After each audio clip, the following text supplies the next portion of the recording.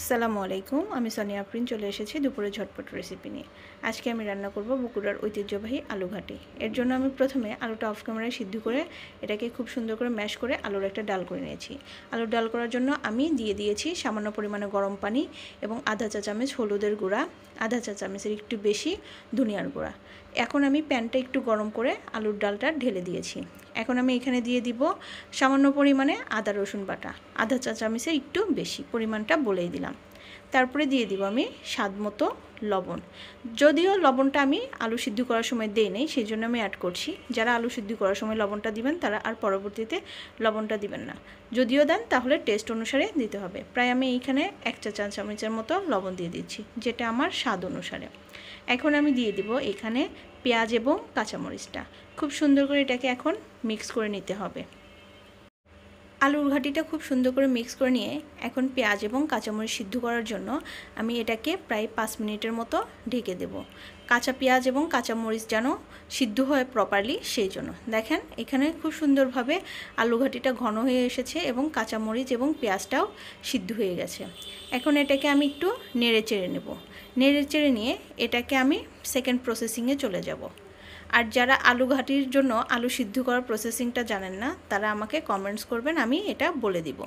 এখন দেখেন এটাকে আমি নেড়ে চেড়ে চলে যাচ্ছি পেঁয়াজ বেরেস্তার দিকে, অর্থাৎ তেলানির দিকে। প্রথমে আমি প্যানে তেল দিয়ে দিয়েছি। আমি এই তেলের মধ্যে ডিম ভেজে নিয়েছিলাম, এর জন্য তেলটা কালো কালো। আমি তেলানোর জন্য নিয়েছি পেঁয়াজ কুচি এবং রসুন কুচি। এটাকে খুব সুন্দর করে একটু বেরেস্তা কালার করে ভেজে নেব, অর্থাৎ পোড়া পোড়া করে ভেজে নেব। এখন এটার মধ্যে আমি বাকি উপকরণগুলো অ্যাড করে দিব। বাকি উপকরণ বলতে এখানে আমি নিব তেজপাতা, শুকনো মরিচ, জিরা, যেটা নর্মালি আমরা ফোড়ন হিসেবে ব্যবহার করে থাকি। দেখেন আমি চেষ্টা করতেছি এটাকে খুব সুন্দর করে ভেঙে পোড়া পোড়া করার জন্য, কারণ যদি এটা কাঁচা কাঁচা থাকে তাহলে সুন্দর কালারটা আসবে না। এখন আমি দিয়ে দিচ্ছি 2টা তেজপাতা আর 2টা মরিচ, কাঁচা মরিচ না কিন্তু এটা লাল শুকনো মরিচটা চিড়ে আমি এখানে দিয়ে দিয়েছি। এখন এটাকে খুব সুন্দর করে নেড়ে চেড়ে এটার মধ্যে অ্যাড করে দিব আমি জিরা ফোড়ন। আপনাদের ভাইয়া বলে যে আমি সব তরকারির মধ্যে বা ভাজির মধ্যেই নাকি জিরাটা অ্যাড করি। আমার জিরাটা খেতে খুব ভালো লাগে। আর জিরাটা কিন্তু স্বাস্থ্যের জন্যও খুব ভালো, গ্যাস্ট্রিকের জন্য খুব ভালো কাজ করে।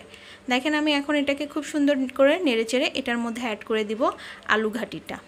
কারণ এটাকে আমাদের আঞ্চলিক ভাষায় বলে বাগার দেয়া বা ভাজনা দেয়া। আপনাদের আঞ্চলিক ভাষায় কি বলে আমাদেরকে জানাবেন, অবশ্যই আমাকে কমেন্টসে জানাবেন। এখন আমি দেখেন এটাকে ঢেলে দিয়েছি, খুব সুন্দর করে আবার নেড়েচেড়ে নেব। আর এখানে আগে থেকে ভেজে রাখা আমি ডিমের পিসগুলো দিয়ে দিচ্ছি। যেহেতু বাসায় মানুষ আমরা 3 জন ছিলাম, এটাকে 3 পিস করে নিয়েছি। এখন আমি এটাকে খুব সুন্দর করে নেড়েচেড়ে লাস্ট স্টেপে সেটা হচ্ছে ধনেপাতাটা মাস্ট বি আমার অ্যাড করতেই হবে, কারণ বাসার সবাই ধনেপাতাটা বেশি পছন্দ করে। এখন আমি সেই যে শর্টকাট পদ্ধতি কাঁচি দিয়ে কেটে কেটে এটা আমি ধনেপাতাগুলো অ্যাড করে দিচ্ছি। আপনারা কিন্তু সবসময় কাঁচি দিয়ে কেটে দিবেন না, শর্টকাট সবসময় ফলো করতে নাই। আমার মতো শর্টকাট ফলো করবেন না, তাহলে কিন্তু ভাইয়ারা রেগে যাবে। দেখেন আমি খুব সুন্দর করে এবার ধনেপাতাটা দিয়ে আবার একটু আলু ঘাটিকে ঘেটে দিব। না ঘেটে দিলে কিন্তু আলু ঘাটিটা হবেই না। আমি খুব সুন্দর করে এই যে ঘটন মেরে ঘেটে দিলাম।